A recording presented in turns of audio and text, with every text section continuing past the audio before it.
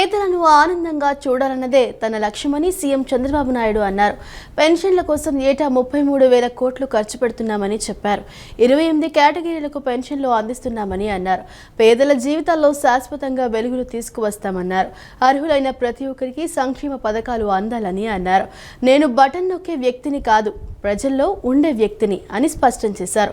ఒక నెలలో తీసుకోకపోయినా 3 నెలలకు ఒకేసారి పెన్షన్ ఇస్తున్నామని అన్నారు. గొడ్డలి పార్టీ కులం, మతం, ప్రాంతాల మధ్య చిచ్చు పెట్టే ప్రయత్నం చేస్తోందని ఆరోపించారు. అమరావతిని రాజధానిగా ప్రకటిస్తే అందరూ మద్దతు ఇచ్చారని, అధికారంలోకి వచ్చాక అమరావతిపై మాట మార్చారని విమర్శించారు. 3 రాజధానులు అంటూ 3 ముక్కల ఆట ఆడారని, ఇప్పుడు మావిగన్ అంటున్నారని ఫైర్ అయ్యారు.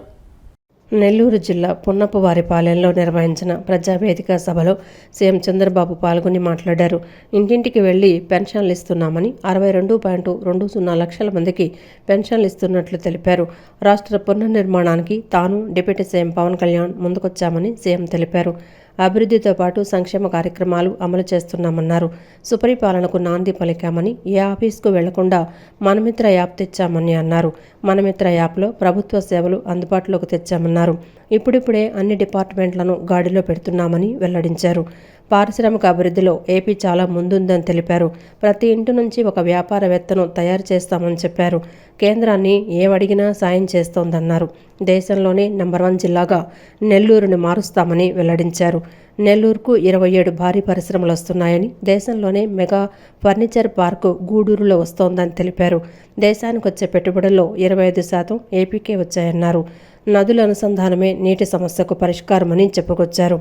వెలిగొండను పూర్తి చేసే బాధ్యత కూటమి ప్రభుత్వానిదేనని అన్నారు. భవిష్యత్తులో అన్ని ఏసీ బస్సులే ఉంటాయన్నారు. P4 కార్యక్రమాన్ని విజయవంతం చేయాలని పిలుపునిచ్చారు.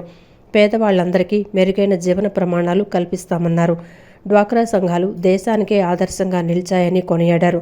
ఎల్నినో ప్రభావం తీవ్రంగా ఉందని, గత ఏడాది జూన్లోనే ప్రాజెక్టులకు నీళ్లొచ్చాయని ముఖ్యమంత్రి తెలిపారు. ఈసారి జులై వచ్చిన ప్రాజెక్టులకు నీళ్లు వచ్చే పరిస్థితి లేదన్నారు. వర్షాలు లేక కృష్ణా, గోదావరి నుంచి నీళ్లు వచ్చేలా లేవన్నారు.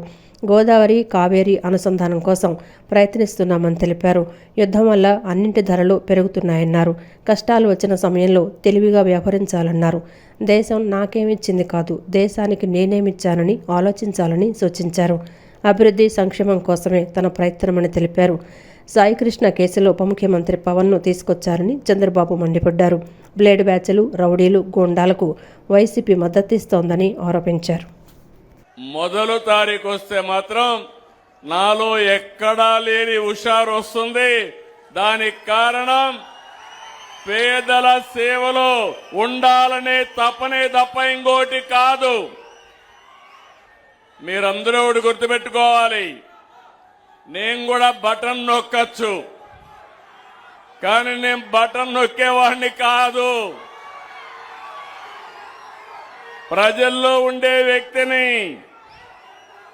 నేను చేయడమే కాదు, సమాజంలో ఒక చైతన్యం తేవాలి. ఈరోజు నా పక్కన బంగారు కుటుంబాలు కూర్చున్నాయి, పెన్షన్దారులు కూర్చున్నారంటే వాళ్ళ జీవితాల్లో శాశ్వతంగా వెలుగు తేవాలనే ఉద్దేశంతోనే నేను ఇక్కడికి వచ్చాను. ఇంకొక పక్క మొదల తారీఖు వస్తే డబ్బులుండే వాళ్ళందరికీ కూడా గుర్తు రావాలి. సామాజిక బాధ్యత, మనందరి బాధ్యత. సమాజంలో పుట్టాం, సమాజం వల్ల పైకొచ్చాం. మనతో పుట్టిన వాళ్ళు ఇంకా చాలా మంది కనీస అవసరాలు లేక తీర్చుకోలేక ఇబ్బంది పడుతున్నారు. అందుకే నేను ఆలోచించేది, మొదల తారీఖున ఎమ్మెల్యేలు కానీ, ఎంపీలు కానీ, మంత్రులు కానీ, రాజకీయ పార్టీ నాయకులే కాకుండా అధికార యంత్రాంగాన్ని కూడా పంపిస్తున్నా. భవిష్యత్తులో ఒకటే కోరుతున్నాను, సమాజంలో పైనుండే 10%, అట్టడుగు నుండి 20%కి ఎప్పుడూ అండగా ఉండాలి. ప్రభుత్వం బాధ్యత మేం చేస్తాం. ఈరోజు మీరు చూస్తే మొదలు తారీఖు వస్తే ఒక పండుగ వాతావరణం. వృద్ధులందరూ కూడా ఇంటి దగ్గర దర్జాగా ఉంటే తలుపు కొట్టి గుడ్ మార్నింగ్ చెప్పి వాళ్లకు డబ్బులు ఇచ్చే ఏకైక ప్రభుత్వం ఈ ప్రభుత్వం. వితంతువులు, దివ్యాంగులు 28 కేటగిరీలకు పెన్షన్ ఇస్తున్నాం. నేను ఎన్నికల ముందు చెప్పాను, ఒకే మాట చెప్పాను, నేను పెంచి పింఛనిస్తానని చెప్పి మాట నిలబెట్టుకున్నాం. ఇప్పటి వరకు 68,598 కోట్ల రూపాయలు మా పేదవాళ్లకు పంచామంటే ఏ దేశం అయితే ప్రకృతితో కలిసి ఎదుగుతుందో ఆ దేశం ఎప్పటికీ నిలిచి ఉంటుందని, ప్రకృతితో పాటు సాధించే అభివృద్ధే శాశ్వతంగా ఉంటుందని ఆంధ్రప్రదేశ్ ఉప ముఖ్యమంత్రి అటవీ పర్యావరణ శాఖ మంత్రి పవన్ కళ్యాణ్ పేర్కొన్నారు. మన వారసత్వం అనేది కేవలం మనం నిర్మించిన కట్టడాలు కాకూడదని, మనం కాపాడిన ప్రకృతి అయి ఉండాలని ఆకాంక్షించారు. మన ప్రాచీన సంస్కృతి సాంప్రదాయ జ్ఞానాన్ని చాటి చెప్పేలా జీవ వైవిధ్య పరిరక్షణే ధ్యేయంగా నక్షత్ర వనాలు, రాశి వనాలను అభివృద్ధి చేశామన్నారు. ఈ పార్కులు కేవలం పచ్చదనాన్ని ఇవ్వటమే కాకుండా ప్రజల శారీరక, మానసిక ఉల్లాసానికి కేంద్రాలుగా నిలవనున్నాయని అన్నారు. రాష్ట్రంలో కొత్తగా అభివృద్ధి చేసిన 18 నగర వనాలు, ఎకో పార్కులు, కమ్యూనిటీ బేస్డ్ ఎకో టూరిజం ప్రాజెక్టులను నేడు మంగళగిరి క్యాంపు కార్యాలయం నుంచి వర్చువల్గా ప్రారంభించి ప్రజలకు అంకితం చేశారు. వర్చువల్గా ఈ కార్యక్రమంలో రాష్ట్ర మంత్రులు ఆనం రామనారాయణ రెడ్డి, అనగాని సత్యప్రసాద్, సవిత పాల్గొన్నారు. ఈ సందర్భంగా పవన్ కళ్యాణ్ మాట్లాడుతూ, నగరాలు, పట్టణాలు శరవేగంగా విస్తరిస్తున్న ప్రస్తుత తరుణంలో ఈ నగర వనాలు, పట్టణాలకు గ్రీన్ లంగ్స్ లాగా పనిచేస్తూ పర్యావరణ సమతుల్యతను కాపాడతాయన్నారు. కేంద్ర ప్రభుత్వం నగర వన యోజన నిధులతో పాటు స్థానిక నిధులను సమకూర్చుకుంటూ 36 కోట్ల భారీ వ్యయంతో ఈ ప్రాజెక్టును సిద్ధం చేశామన్నారు. ఒక్కో నగర వనాన్ని సుమారు 50 హెక్టార్ల విస్తీర్ణంలో 2 కోట్ల వ్యయంతో నిర్మించామని తెలిపారు.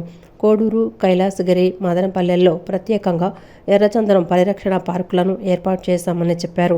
మన ప్రాచీన సంస్కృతి సాంప్రదాయ జ్ఞానాన్ని చాటి చెప్పేలా జీవ వైవిధ్య పరిరక్షణే ధ్యేయంగా నక్షత్ర వనాలు, రాశి వనాలను అభివృద్ధి చేశామన్నారు.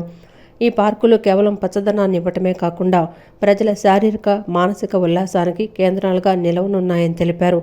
ఇందులో పక్షుల ఆవాసాలు, బోటింగ్, కయాకింగ్, ట్రైకింగ్ పాయింట్లు, యోగా కేంద్రాలు, ఓపెన్ జిమ్లు వంటి ఎన్నో ప్రత్యేక ఆకర్షణలను అందుబాటులోకి తీసుకొచ్చామని చెప్పారు.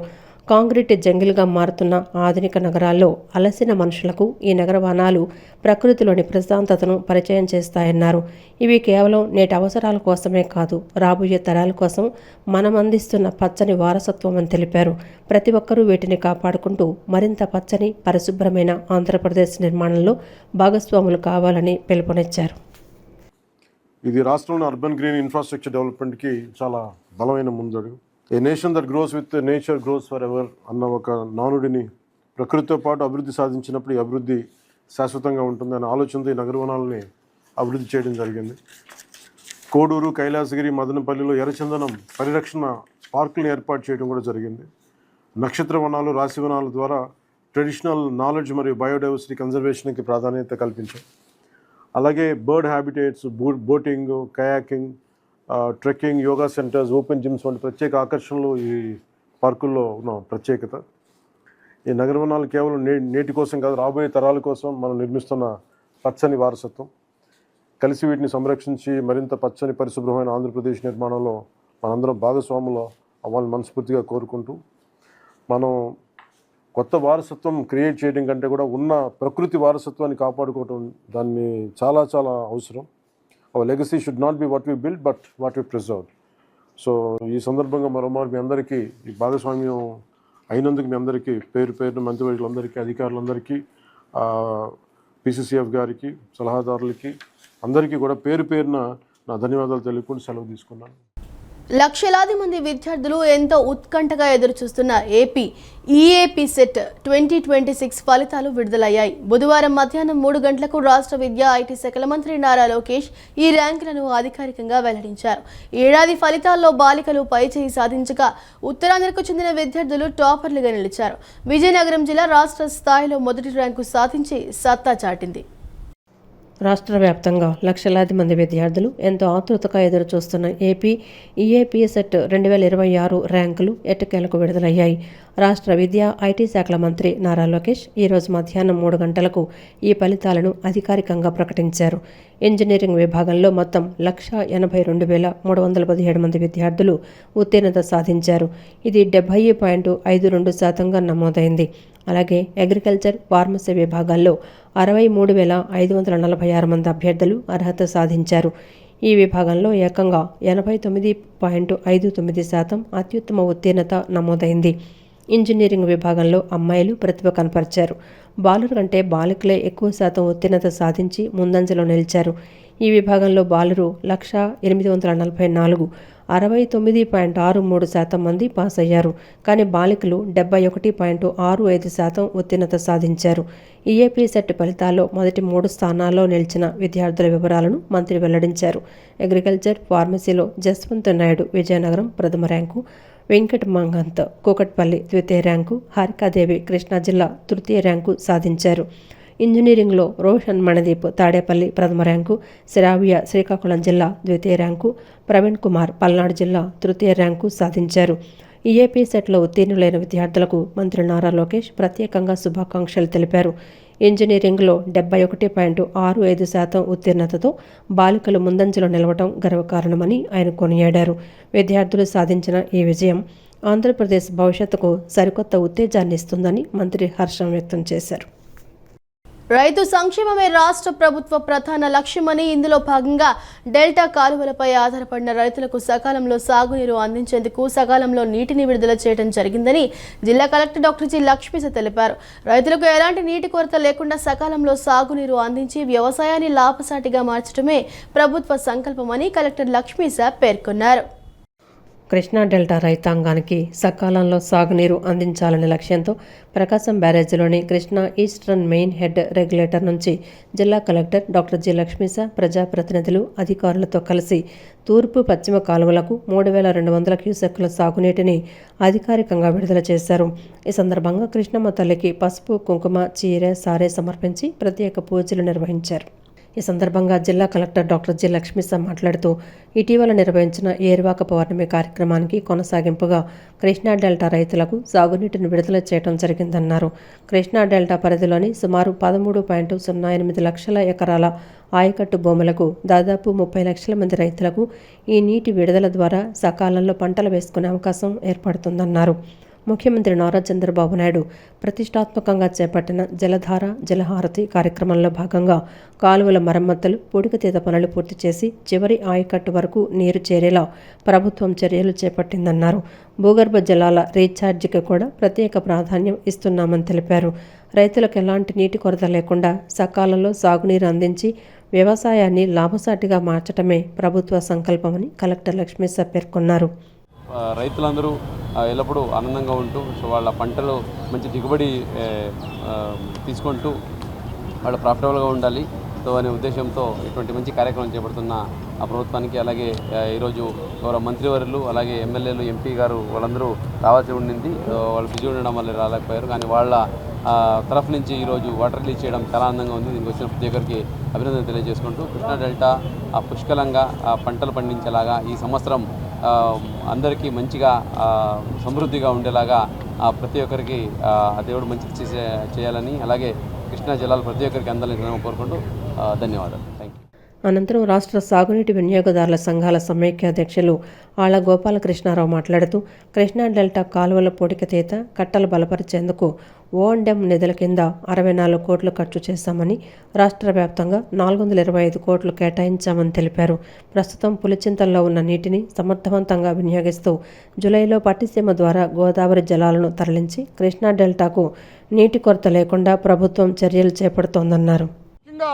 ఇప్పుడు దీని ప్రధాన ఉద్దేశం ముందు కనుక మనం ఈ ట్రాన్స్ప్లాంటేషన్, వరి నాట్లు జూలై ఆఖరికి వేసుకుంటే నవంబర్ 15 తర్వాత వచ్చే తుఫాన్ల బారిన పడకుండా మనం రైతాంగాన్ని రక్షించాలనే ఉద్దేశంతో ఎర్లీగా ఈరోజు మన సాగునీరు కృష్ణా డెల్టా విడుదల చేయడం జరిగింది. దీన్ని రైతులందరూ సద్వినియోగం చేసుకుని ఇక్కడి నుంచి మచిలీపట్నం వరకు, అవినిగడ్డ వరకు ఉన్న రైతులందరూ కూడా నీటి వృధా కాకుండా చాలా పొదుపుగా వాడుకుని ఎల్నినో కూడా రాబోతుందని మనకి సంకేతాలు ఉన్నాయి. ఇప్పుడు వచ్చిన నీటిని సద్వినియోగం చేసుకుని చివరి ఆయకట్టు వరకు ఈ సాగునీటిని తీసుకెళ్ళి రైతులందరికీ ఉపయోగపడేలాగా సాగునీటి సంఘాల ప్రతినిధులు కూడా కృషి చేయాలి. అనంతరం మాజీ జడ్పీ చైర్పర్సన్ గద్ద అనురాధ మాట్లాడుతూ రైతాంగాన్ని అన్ని విధాలా ఆదుకోవటమే ప్రభుత్వ లక్ష్యమని అన్నారు. ఇప్పటికే రైతుల ఖాతాల్లో అన్నదాత సుఖీభవ పథకం కింద పెట్టుబడి సాయం జమ చేశామని తెలిపారు. అందుబాటులో ఉన్న నీటిని మొదట తాగునీటి అవసరాలు, అనంతరం సాగు అవసరాలకు ప్రాధాన్యం ఇవ్వాలని సూచించారు. రానున్న ఖరీఫ్లో సమృద్ధిగా పంటలు పండాలని, రైతులందరూ సుభిక్షంగా ఉండాలని ఆకాంక్షించారు. ప్రతి ఒక్క కాలువ చివరి వరకు నీళ్లు వెళ్ళటానికి మొన్ననే మనం రైతులందరితో కూడా కార్యక్రమాలు చేసాం. ఆ కాలువల పూడికి తీతల కార్యక్రమాలు ఇలాంటివన్నీ కూడా ఈ ప్రభుత్వం ఏ కార్యక్రమం చేపట్టినా కూడా శ్రద్ధగా ఏ రకంగా చేపడుతుంది రైతు కూడా గమనించుకోవాల్సిన అవసరం ఉంది.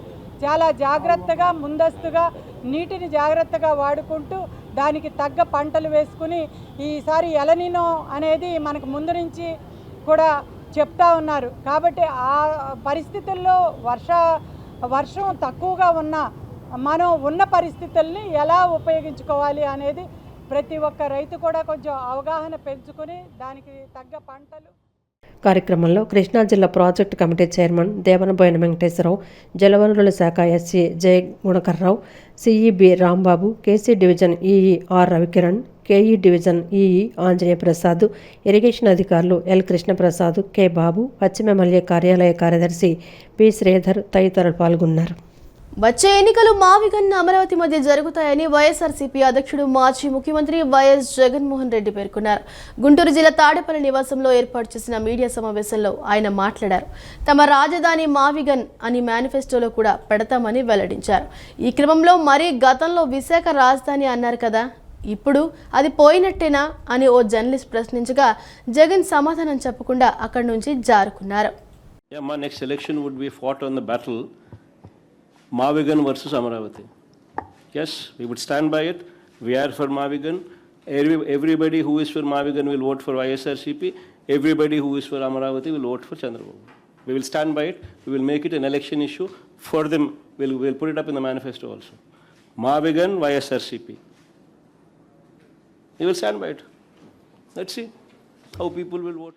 రాష్ట్ర ప్రభుత్వం సంక్షేమ పథకాలు, అభివృద్ధి కార్యక్రమాలకు సమ ప్రాధాన్యతను ఇస్తూ స్వర్ణాంధ్ర దిశగా అడుగులు వేస్తోందని జిల్లా కలెక్టర్ డాక్టర్ జి లక్ష్మీశా అన్నారు. ఎన్టీఆర్ భరోసా పేదల గౌరవప్రద జీవితాలకు అండగా నిలుస్తోందని తెలిపారు. పేద బలహీన వర్గాల సంక్షేమానికి ప్రభుత్వం అత్యంత ప్రాధాన్యతనిస్తోందని అన్నారు. పెన్షన్లు కేవలం ఆర్థిక సహాయం మాత్రమే కాకుండా లబ్ధిదారుల్లో భరోసా, ఆత్మవిశ్వాసాన్ని పెంపొందించే సామాజిక భద్రత కార్యక్రమమని పేర్కొన్నారు. ఎన్టీఆర్ జిల్లా కలెక్టర్ లక్ష్మీశా అధికారులతో కలిసి విజయవాడ పశ్చిమ నియోజకవర్గం పరిధిలో ఈరోజు పెన్షన్ల పంపిణీ కార్యక్రమంలో పాల్గొన్నారు. ఇంటి వద్దే లబ్ధిదారులకు ప్రభుత్వ సిబ్బంది పెన్షన్ అందిస్తున్న తీరుని పరిశీలించారు. లబ్ధిదారులతో మాట్లాడి ఏవైనా ఇబ్బందులు ఉన్నాయా అని అడిగి తెలుసుకున్నారు. ఈ సందర్భంగా కలెక్టర్ మాట్లాడుతూ జిల్లాలో ఎన్టీఆర్ భరోసా వివిధ కేటగిరీల కింద 2,25,214 మంది లబ్ధిదారులకు 98.27 కోట్ల మేర అందించడం జరుగుతోందన్నారు. ప్రతి నెల మొదటి తేదీనే ఇంటి వద్దకే పెన్షన్ అందించే విధానంతో వృద్ధులు, దివ్యాంగులు, ఇతర లబ్ధిదారులు సంతోషం వ్యక్తం చేస్తున్నారు. సంక్షేమ పథకాల అమల్లో పారదర్శకత, జవాబుదారీతనానికి ప్రభుత్వం పెద్దపీట వేస్తోందని, పెన్షన్ల పంపిణీ ప్రక్రియలో ఎలాంటి జాప్యం లేకుండా ప్రతి లబ్ధిదారునికి నిర్ణీత మొత్తాన్ని సకాలంలో అందించేలా జిల్లా యంత్రాంగం సమన్వయంతో పనిచేస్తోందని కలెక్టర్ లక్ష్మీశా పేర్కొన్నారు. కలెక్టర్ వెంట డిఆర్డీఏ పీడీ ఏఎన్వి నాంచారరావు తదితరులున్నారు. ఎన్నికల విధుల్లో పాల్గొంటున్న అధికారులు, సిబ్బంది అందరూ సమన్వయంతో పనిచేస్తూ ఒకరికొకరు సహకరించుకుంటూ ఎదురయ్యే సమస్యలను పరస్పరం పంచుకుని పరిష్కరించుకుంటే స్పెషల్ ఇంటెన్సివ్ రివిజన్ SIR ప్రక్రియను మరింత వేగవంతంగా పూర్తి చేయవచ్చని విజయవాడ నగరపాలక సంస్థ commissioner, central ERO, deputy DEO Dhyanachandra తెలిపారు. ప్రతి అర్హత కలిగిన ఓటర్ను ఎట్టి పరిస్థితుల్లోనూ వదిలిపెట్టకుండా నిర్ణీత గడువులోపు స్పెషల్ ఇంటెన్సివ్ రివిజన్ ప్రక్రియను పూర్తి చేయాలన్నారు. ఇందుకు అవసరమైన సహకారం అందిస్తూ EROలు, AEROలు, BLOలు సమన్వయంతో పనిచేయాలని కమిషనర్ ధ్యానచంద్ర సూచించారు. స్పెషల్ ఇంటెన్సివ్ రివిజన్ కార్యక్రమంలో భాగంగా మ్యాపింగ్, డిజిటలైజేషన్ ప్రక్రియ పురోగతిని పరిశీలించేందుకు విజయవాడ నగరపాలక సంస్థ commissioner, central ERO, deputy DEO Dhyanachandra, Payakapuram, పాత రాజరాజేశ్వరిపేట, గాంధీనగర్ ప్రాంతాల్లో క్షేత్రస్థాయిలో పర్యటించారు. అధికారులకు అవసరమైన మార్గదర్శకాలు అందించారు. గాంధీనగర్లోని కందుకూరి కళ్యాణ మండపంలో ఏఈఆర్ఓ పర్యవేక్షణ ఇంజనీర్ పి సతీకుమారి ఆధ్వర్యంలో పనిచేస్తున్న బిఎల్ఓలతో మ్యాపింగ్, డిజిటలైజేషన్ ప్రక్రియపై ప్రత్యక్ష సమీక్ష నిర్వహించారు. ఈ సందర్భంగా బూత్ లెవెల్ ఆఫీసర్లు క్షేత్రస్థాయిలో ఎదుర్కొంటున్న సమస్యలను ఒక్కొక్కటిగా తెలుసుకున్నారు. అదే సమయంలో వీడియో కాన్ఫరెన్స్ ద్వారా తూర్పు, పశ్చిమ నియోజకవర్గాల ఈఆర్ఓలు, విజయవాడ నగరపాలక సంస్థ పరిధిలోని 3 నియోజకవర్గాల ఏఈఆర్ఓలు, బిఎల్ఓలతో మాట్లాడి వారు ఎదుర్కొంటున్న సమస్యలను తెలుసుకొని వాటి పరిష్కారానికి తగిన దిశానిర్దేశం చేశారు.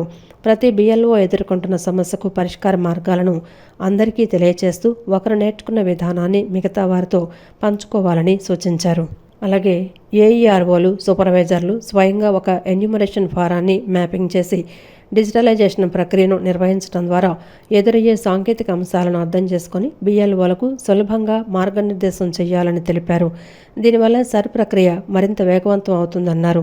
విజయవాడ నగరపాలక సంస్థ పరిధిలో ఎన్నికల విధులు నిర్వహిస్తున్న అన్ని నియోజకవర్గాల అధికారులతో టెలికాన్ఫరెన్సులు, వీడియో కాన్ఫరెన్సులు నిర్వహిస్తూ బిఎల్ఓలకు మ్యాపింగు, డిజిటలైజేషన్ ప్రక్రియపై నిరంతరం అవగాహన కల్పిస్తూ పనులను వేగవంతం చేస్తున్నట్లు తెలిపారు.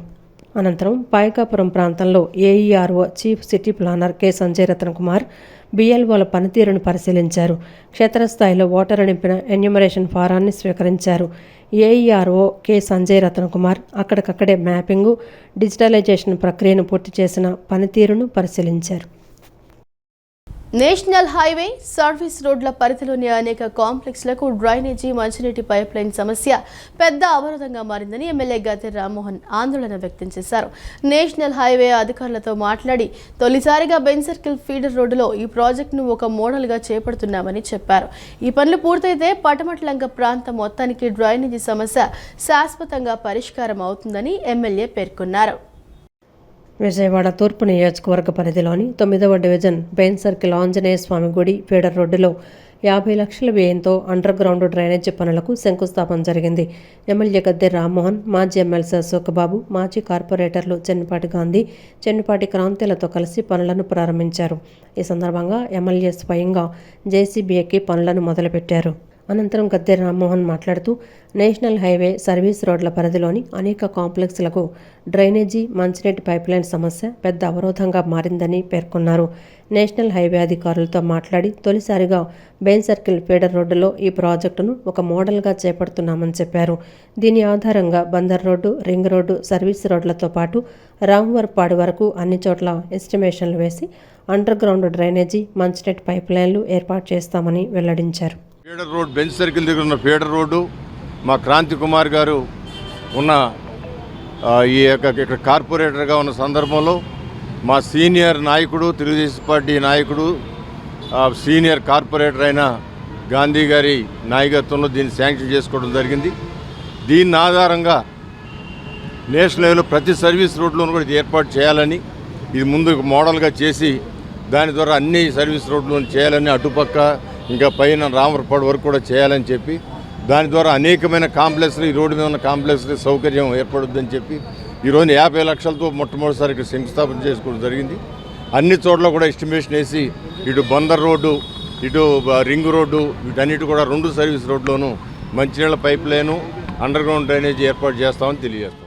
అనంతరం మాజీ కార్పొరేటర్లు చెన్నిపాటి గాంధీ, క్రాంతి మాట్లాడుతూ గతంలో వర్షం వచ్చిన ప్రతిసారి ఇక్కడ సర్వీస్ రోడ్డు పెద్ద చెరువును తలపించేదని, డ్రైనేజీ సమస్య తీవ్రంగా ఉండేదని గుర్తు చేశారు. గతంలో అధికారుల చుట్టూ తిరిగినా ఈ సమస్య పరిష్కారం కాలేదన్నారు. కూటమి ప్రభుత్వం అధికారంలోకి వచ్చిన వెంటనే ఎమ్మెల్యే ప్రత్యేక శ్రద్ధ తీసుకొని నిధులు మంజూరు చేయించారని తెలిపారు. ఈ పనులు పూర్తయితే పటమటలంక ప్రాంతం మొత్తానికి డ్రైనేజీ సమస్య శాశ్వతంగా పరిష్కారం అవుతుందని పేర్కొన్నారు. గతంలో మరి ఇది పెట్టి శాంక్షన్ చేయించడం జరిగింది. దాన్ని ఇవాళ శంకుస్థాపన చేయడానికి ఎమ్మెల్యే గారు, ఇక్కడ ఉన్నటువంటి తెలుగుదేశం పార్టీ నాయకులు అశోక్బాబు గారు మరియు తెలుగుదేశం పార్టీ డివిజన్ నాయకులు అందరం కూడా ఈ యొక్క కార్యక్రమంలో ఉండి ఇక్కడ ఉన్నటువంటి అధికారులు ఈ గారు కానీ, డిఈ గారు కానీ, ఏఈ గారు కానీ, వర్క్ ఇన్స్పెక్టర్లు అందరం కూడా ఈ యొక్క సహకరించి ఈ యొక్క లైన్ని క్లియర్ చేయడానికి తొందరగా వారు కూడా శాయశక్తిలో పనిచేస్తున్నారు. కనుక ఇక్కడికి వచ్చినటువంటి అందరికీ తెలుగుదేశం కూటమి నాయకులందరికీ కూడా ధన్యవాదాలు తెలియజేసుకుంటూ సెలవు తీసుకుంటాం. పెద్ద చెరువులాగా తయారయ్యి దీన్ని ఒక చెరువులాగా అయిపోయింది. దాన్ని కమిషనర్ గారు ఎమ్మెల్యే గారు తెలుగుదేశం పార్టీ అధికారంలోకి వచ్చిన తర్వాత శ్రద్ధ తీసుకుని దీనికి అమౌంట్ కేటాయించడం జరిగింది. ఇప్పుడు వర్క్ పూర్తయితే ఆ డ్రైనేజ్ సమస్య పటమట్లంక ప్రాంతం మొత్తానికి ప్రాబ్లం సాల్వ్ అయినట్టే. కాబట్టి అమౌంట్ శాంక్షన్ చేసినందుకు తెలుగుదేశం పార్టీ తరఫున గవర్నమెంట్కి అభివృద్ధి సంక్షేమమే ఎన్డీఏ ప్రభుత్వ లక్ష్యమని ఏపీ ప్రభుత్వ విప్ గన్నవరం ఎమ్మెల్యే యార్లగడ్డ వెంకటరావు అన్నారు. గన్నవరం నియోజకవర్గ వ్యాప్తంగా 40,521 మంది లబ్ధిదారులకు 17.39 కోట్ల పింఛన్లు అందజేస్తున్నట్లు వెల్లడించారు. అర్హత ఉండి ఇంకా పింఛన్లు అందని నిరుపేదల వివరాలను అధికారులు పరిశీలిస్తున్నారని, వచ్చే విడతలో వారికి కూడా పెన్షన్లు మంజూరు చేస్తారని తెలిపారు. రానున్న స్థానిక సంస్థల ఎన్నికల్లో కూటమి ఘన విజయం సాధించాలని, కనీసం 95% స్థానాల్లో విజయం సాధించేలా పార్టీ నాయకులు, కార్యకర్తలు గ్రామ స్థాయిలో పనిచేయాలని పిలుపునిచ్చారు. ప్రజలకు ఇచ్చిన ప్రతి హామీని అమలు చేస్తూ గన్నవరాన్ని రాష్ట్రంలోనే ఆదర్శ నియోజకవర్గంగా తీర్చిదిద్దటమే తన లక్ష్యం అని ఎమ్మెల్యే యార్లగడ్డ వెంకటరావు స్పష్టం చేశారు. గన్నవరం మండలం దావాజీగూడెంలో నిర్వహించిన ఎన్టీఆర్ భరోసా పింఛన్ల పంపిణీ కార్యక్రమంలో ఏపీ ప్రభుత్వ విప్ గన్నవరం ఎమ్మెల్యే యార్లగడ్డ వెంకటరావు పాల్గొన్నారు. స్థానిక ప్రజాప్రతినిధులు, అధికారులు, పార్టీ నాయకులతో కలిసి గ్రామంలోని లబ్ధిదారుల ఇళ్లకు వెళ్లి అవ్వలు, తాతలను ఆప్యాయంగా పలకరిస్తూ స్వయంగా పింఛన్లు అందజేశారు. వారి యోగక్షేమాలను అడిగి తెలుసుకొని ప్రభుత్వం ఎల్లప్పుడూ అండగా ఉంటుందని భరోసా కల్పించారు. ఈ సందర్భంగా ఎమ్మెల్యే మాట్లాడుతూ ఎన్డీఏ ప్రభుత్వం అధికారంలోకి వచ్చిన తర్వాత ప్రతి నెల 1వ తేదీన పింఛన్లు పంపిణీ చేయడం సాంప్రదాయంగా మారిందన్నారు. గతంలో వాలంటీర్ల ద్వారా పింఛన్ల పంపిణీ జరిగేదని, ప్రస్తుతం ముఖ్యమంత్రి నుంచి మంత్రులు, ఎమ్మెల్యేలు, ఎమ్మెల్సీలు, కార్పొరేషన్ చైర్మన్ల వరకు ప్రజల వద్దకే వెళ్లి పింఛన్లు అందజేస్తున్నారని తెలిపారు.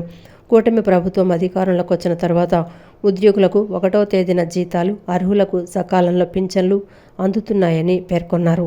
దావాజీగూడెం గ్రామంలో 815 మంది లబ్ధిదారులకు 35 లక్షల విలువైన పింఛన్లు పంపిణీ చేశామని చెప్పారు. గత ఎన్నికల్లో ఈ గ్రామ ప్రజలు తనకు 2,700 ఓట్లకు పైగా మెజార్టీ ఇచ్చారని, అందుకే గ్రామాభివృద్ధిని ప్రత్యేక బాధ్యతగా తీసుకొని పనిచేస్తున్నానని తెలిపారు.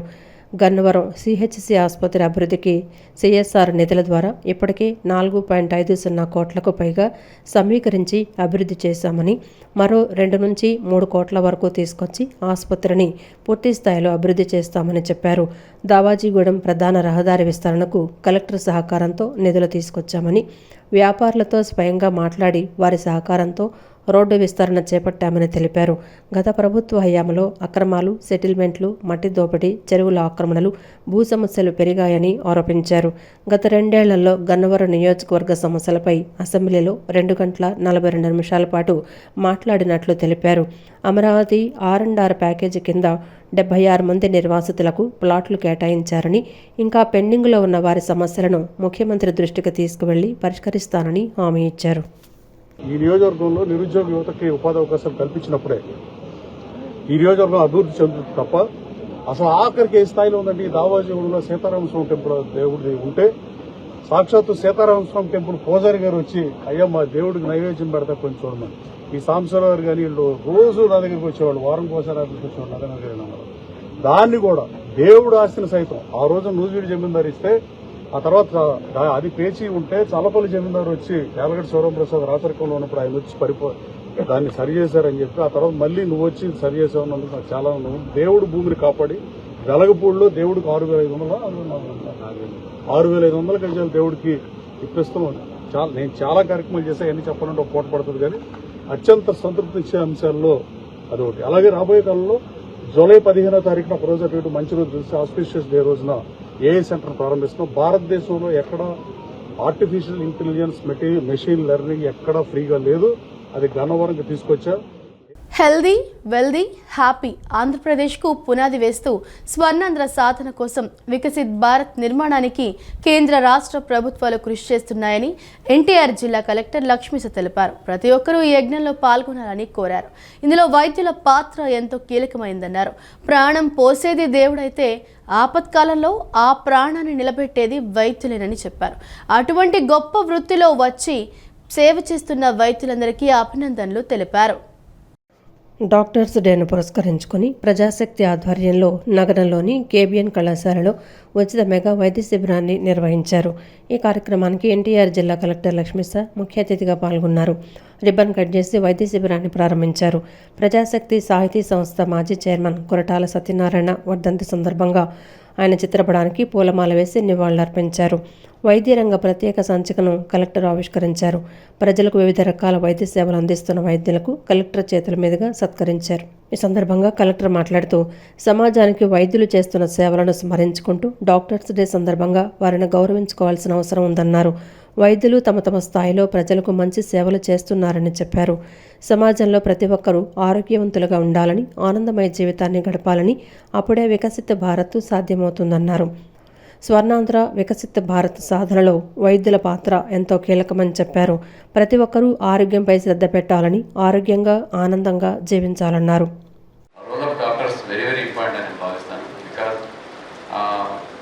ప్రాణమిచ్చేది దేవుడైతే ప్రాణాన్ని నిలబెట్టేది, ఆపత్కాలంలో వాళ్ళని కాపాడేది డాక్టర్లు.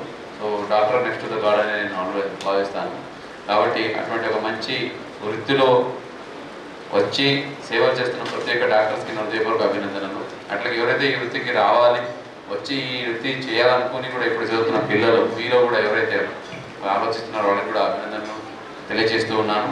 ఒక మంచి కార్యక్రమం చేపట్టి ప్రజాశక్తి వారి ఆధ్వర్యంలో ఈరోజు ఉచిత వైద్య శిబిరాన్ని ఏర్పాటు చేసిన ప్రజాశక్తి టీం అందరికీ నా హృదయపూర్వక అభినందనలు తెలియజేస్తూ ఇటువంటి మంచి కార్యక్రమాలు మరెన్నో మన జిల్లాలో చేస్తూ ప్రతి ఒక్కరికి ఆసరగా అండగా ఉంటూ ప్రతి ఒక్కరిని ఆరోగ్యంగా చూసుకోవడానికి అందరూ తోడ్పడాలని కోరుకుంటూ దీనికి సహకరిస్తున్న ప్రతి ఒక్కరికి, సో ఇక్కడ ప్రిన్సిపల్ గారు కూడా ఉన్నారు, అలాగే పిల్లలందరూ వచ్చి ఉన్నారు, అలాగే ఈ ప్రెమిసెస్ ఇచ్చిన ప్రతి ఒక్కరికి కూడా అభినందనలు తెలియజేస్తూ సెలవు తీసుకుంటున్నాను. Thank you.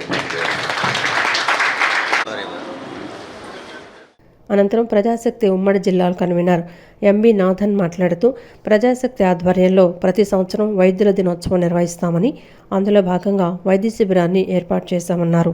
డాక్టర్స్ డే సందర్భంగా వైద్యులను సన్మానించుకోవడం జరిగిందన్నారు.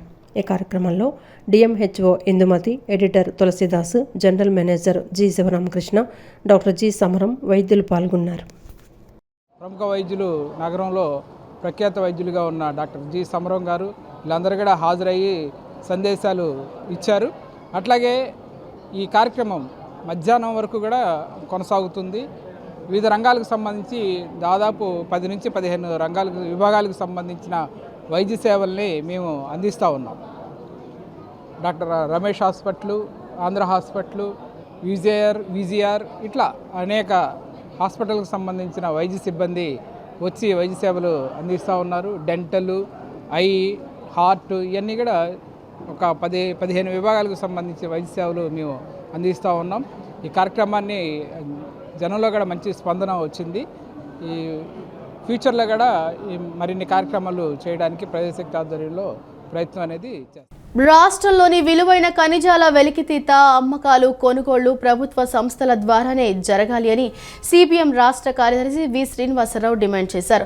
రాష్ట్రంలో అత్యంత విలువైన ఖనిజ సంపదను ప్రైవేటు కంపెనీలు కొల్లగొట్టుకోవడానికి రాష్ట్ర ప్రభుత్వం పూనుకున్నట్లు కనిపిస్తుందని ఆందోళన వ్యక్తం చేశారు.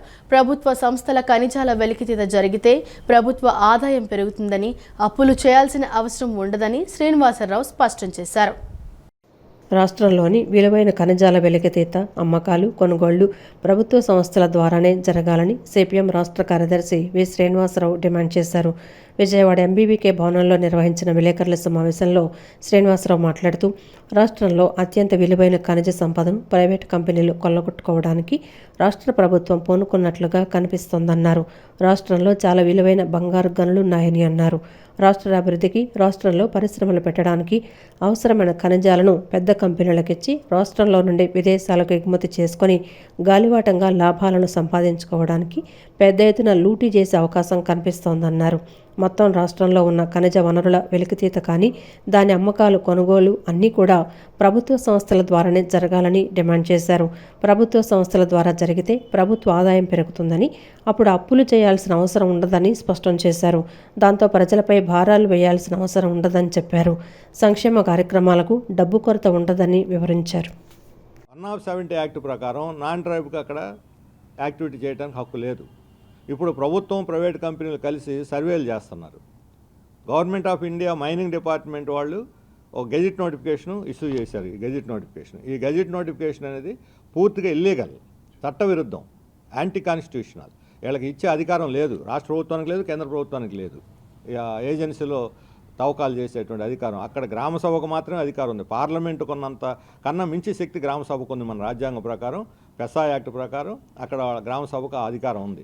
గ్రామ సభకి తెలియకుండా రహస్యంగా ఈరోజు ప్రభుత్వం ఇల్లీగల్ యాక్టివిటీ చేస్తుంది సర్వేల పేరుతోటి. దాన్ని వెంటనే ఉపసంహరించుకోవాలి. ప్రజలు ఇప్పటికే యాజిటేషన్ స్టార్ట్ చేశారు, అక్కడ ధర్నాలు జరుగుతున్నాయి. ప్రజలు వ్యతిరేకిస్తే అన్రెస్ట్ వస్తుంది, శాంతి భద్రతల సమస్య వస్తుంది. సమాజ సేవకు, బీసీ వర్గాల అభ్యున్నతికి జీవితాంతం అంకిత భావంతో పనిచేసిన నాయకుడు నగరాల కార్పొరేషన్ మాజీ చైర్మన్ వారపిళ్ల తిరుమలేష్ అని ఎంపీ కేశినేని శివనాథ్ కొనియాడారు. తిరుమలేష్ సమాజానికి అందించిన సేవలు చిరస్మరణీయమని పేర్కొన్నారు. నగరాల కార్పొరేషన్ మాజీ చైర్మన్ మారిపిళ్ల తిరుమలేష్ 61వ జయంతి వేడుకలను ఆయన సోదరుడు మారిపిళ్ల ఎల్లాజీ ఆధ్వర్యంలో విజయవాడలోని హిందూ హైస్కూల్ ప్రాంగణంలో ఘనంగా నిర్వహించారు. ఈ కార్యక్రమానికి ముఖ్య అతిథిగా ఎంపీ కేశినేని శివనాథ్ హాజరై తిరుమలేష్ చిత్రపటానికి పూలమాల వేసి ఘన నివాళులర్పించారు. అనంతరం విద్యార్థుల సమక్షంలో కేక్ కట్ చేసి జయంతి వేడుకలను ప్రారంభించిన ఎంపీ విద్యార్థులకు పుస్తకాలు, పెన్నులు పంపిణీ చేశారు. ఈ సందర్భంగా మాట్లాడిన ఆయన మారిపిళ్ల తిరుమలేష్ కేవలం రాజకీయ నాయకుడే కాకుండా సమాజంలోని వెనుకబడిన వర్గాల అభ్యున్నతి కోసం నిరంతరం కృషి చేసిన గొప్ప వ్యక్తిత్వమని పేర్కొన్నారు. ప్రజల సమస్యలను తన సమస్యలుగా భావిస్తూ వారి సంక్షేమం కోసం అహర్నిశలు శ్రమించిన నాయకుడిగా తిరుమలేష్ ప్రజల హృదయాల్లో చిరస్థాయిగా నిలిచిపోతారన్నారు. భౌతికంగా ఆయన మన మధ్య లేకపోయినా సమాజానికి అందించిన సేవలు, ఆయన ఆశయాలు, అంకిత భావం ఎప్పటికీ సజీవంగా ఉంటాయని తెలిపారు.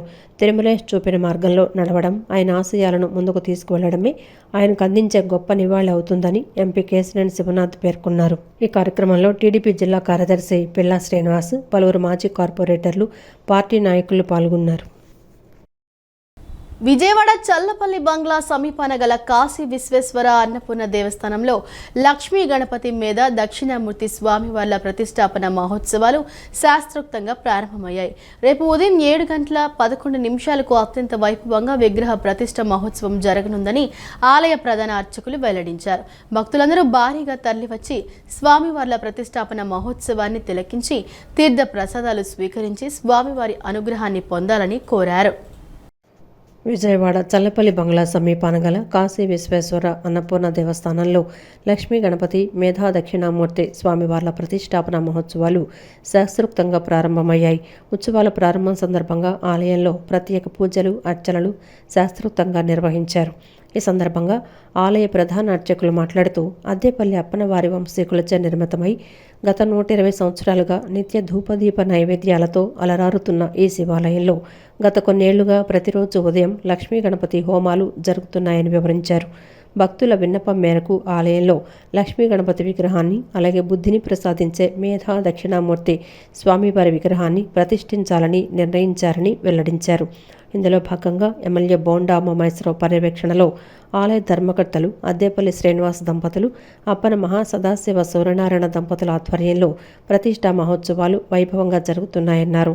రేపు ఉదయం 7:11 అత్యంత వైభవంగా విగ్రహ ప్రతిష్టా మహోత్సవం జరగనుందన్నారు. భక్తులందరూ భారీగా తరలివచ్చి స్వామివార్ల ప్రతిష్టాపన మహోత్సవాన్ని తిలకించి తీర్థప్రసాదాలు స్వీకరించి స్వామివారి అనుగ్రహాన్ని పొందాలని కోరారు. గురువు అనుగ్రహం ఉంటేనే మనకి అన్ని కార్యములందు శుభాలు, శోభనాలు కలుగుతాయి.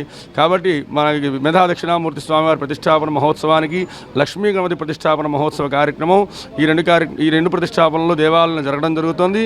ఈ యొక్క కార్యక్రమాలు అద్దేపల్లి మన శ్రీనివాస్ గారి దంపతులు, అలానే అప్పన మహాసదాశివ సూర్యనారాయణ గారి దంపతులు ఆలయ ధర్మకర్తల చేత ఈ ప్రతిష్టాపన మహోత్సవం కార్యక్రమం జరుగుతోంది. ఇది 2వ తారీఖు అనగా రేపు ఉదయం 7:11 ఈ ప్రతిష్టాపన మహోత్సవ కార్యక్రమం జరుగుతుంది. కాబట్టి ఈ కార్యక్రమానికి భక్తులు 50 మంది కూడా విచ్చేసి ఈ యొక్క కార్యక్రమానికి పెద్దలు మన సెంట్రల్ నియోజక శాసనసభ్యులు బోండా ఉమామహేశ్వరరావు గారి యొక్క పర్యవేక్షణలో ఈ కార్యక్రమాలన్నీ జరుగుతున్నాయి. కాబట్టి 50 మంది భక్తులందరూ కూడా వచ్చి చక్కగా స్వామివారి ప్రతిష్టాపన మహోత్సవ కార్యక్రమాలని కూడా తిలకించి స్వామివారి ఆశీస్సులు పొంది తీర్థప్రసాదాలు స్వీకరించవలసిందిగా తెలియపరచడం అయింది. Lions club of Vijayawada supreme నూతన సభ్యులు సేవాభావంతో పనిచేయాలని lions clubs international district 3163 first vice district governor Chennareddy Srinivasareddy సూచించారు. 2007-8 విద్యావతి నేతృత్వంలో ప్రసాదరావు, ప్రభాకర్ రావులతో కలిసి తాను ఎక్స్టెన్షన్ చైర్పర్సన్గా ఈ క్లబ్ను ప్రారంభించారని గుర్తు చేశారు. గత ఏడాది ₹1 కోటి సేవా కార్యక్రమాలు, అన్నదాన కార్యక్రమాలు చేశామని ఆయన వివరించారు. గాంధీనగర్లోని ఒక హోటల్లో lions club of Vijayawada supreme నూతన కార్యవర్గ ప్రమాణ స్వీకారోత్సవం, డాక్టర్స్ డే వేడుకలు ఘనంగా జరిగాయి. Lions club international district 3163 first vice district governor Chennareddy Srinivasareddy నూతన సభ్యులచే ప్రమాణ స్వీకారం చేయించారు. ఈ సందర్భంగా ఆయన మాట్లాడుతూ 2007-8లో విద్యావతి నేతృత్వంలో ప్రసాదరావు, ప్రభాకర్ రావులతో కలిసి తాను ఎక్స్టెన్షన్ చైర్పర్సన్గా ఈ క్లబ్ను ప్రారంభించామని గుర్తు చేశారు. ప్రస్తుతం 20వ సంవత్సర అధ్యక్షుడిగా నాగిరెడ్డి, సెక్రటరీగా నాగభూషణం, ట్రెజరర్గా నరసింహారావు ప్రమాణ స్వీకారం చేశారని తెలిపారు. డిస్ట్రిక్ట్ గవర్నర్ ఎన్వీఎస్ ప్రసాద్ ఇచ్చిన స్మాల్ యాక్ట్ బిగ్ ఇంపాక్ట్ నినాదంతో సేవలు అందిస్తున్నామని, గత సంవత్సరం సాంబశివరావు నేతృత్వంలో ₹1 కోటి సేవా కార్యక్రమాలు, సాయిబాబా ఆధ్వర్యంలో ఏడాది పొడవునా అన్నప్రసాద వితరణ చేశామని పేర్కొన్నారు. దుర్గామల్లా నేతృత్వంలో ₹25 లక్షల 100 మందికి కృత్రిమ అవయవాలు అందించేందుకు ప్రణాళికలు సిద్ధం చేశామన్నారు. ఎన్విరాన్మెంట్ సంబంధించి మాత్రం బాగా కృషి చేయాలని చెప్పి చూస్తున్నాం. రాబోయేది గ్లోబల్ వార్మింగ్ దృష్టిలో పెట్టుకుని ప్లాస్టిక్ నిరోధించి, అట్లాగే స్వచ్ఛ భారత్ కార్యక్రమంలో కూడా గాంధీ గారి ఆశయాలకు అనుగుణంగా ఆయన ఆ రోజుల్లోనే స్వచ్ఛ భారత్ గురించి బాగా చెప్పారు. ఆయన ఆశయాలకు అనుగుణంగా పర్యావరణ పరిరక్షణ కూడా చేస్తామని చెప్పి ముందుకెళ్తామని చెప్పి తెలియపరుస్తున్నాను. నా పేరు శంకర్ నాగభూషణం అండి. నేను కార్యదర్శి ప్రమాణ స్వీకారం చేశాను.